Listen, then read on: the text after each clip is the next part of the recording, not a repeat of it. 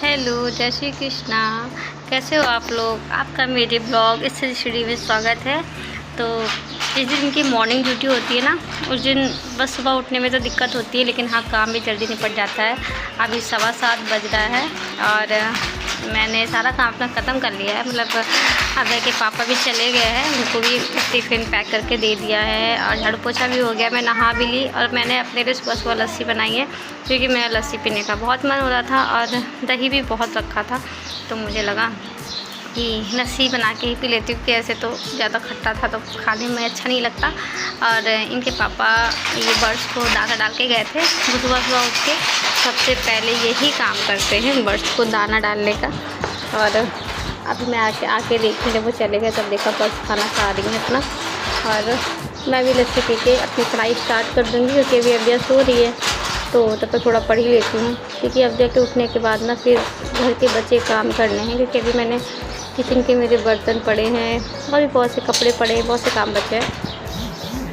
तो मैं पढ़ी उस समय साइड से ज्योमेट्री, और मेरी ज्योमेट्री आज ख़त्म हो जाएगी। उसके बाद मैं स्टार्ट करूँगी मेंस्ट्रुएशन। और ज्योमेट्री मुझे अच्छे से आ गई है, क्योंकि मैंने 2-3 टीचर से पढ़ लिया है।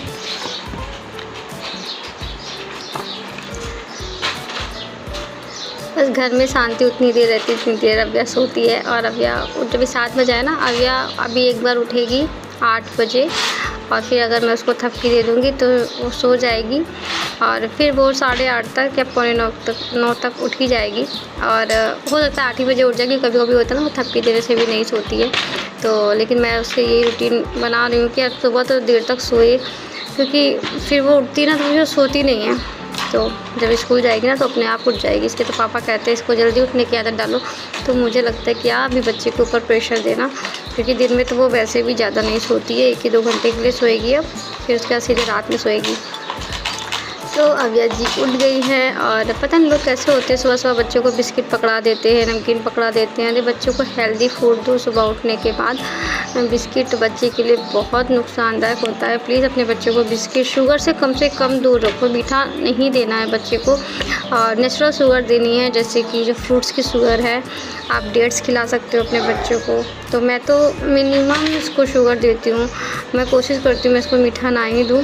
और सुबह उठते ही कुछ ना कुछ फल फ्रूट्स देती हूँ, कि सुबह उठते तुरंत ये दूध नहीं पीती, तो कुछ ना कुछ फ्रूट्स दे देती हूँ। बनाना अभ्या का फेवरेट है, लेकिन अभ्या को नोजी आ रही है, तो अभी तो फ़िलहाल घर में बनाना ही अवेलेबल था, तो मैंने उसको बनाना ही दिया।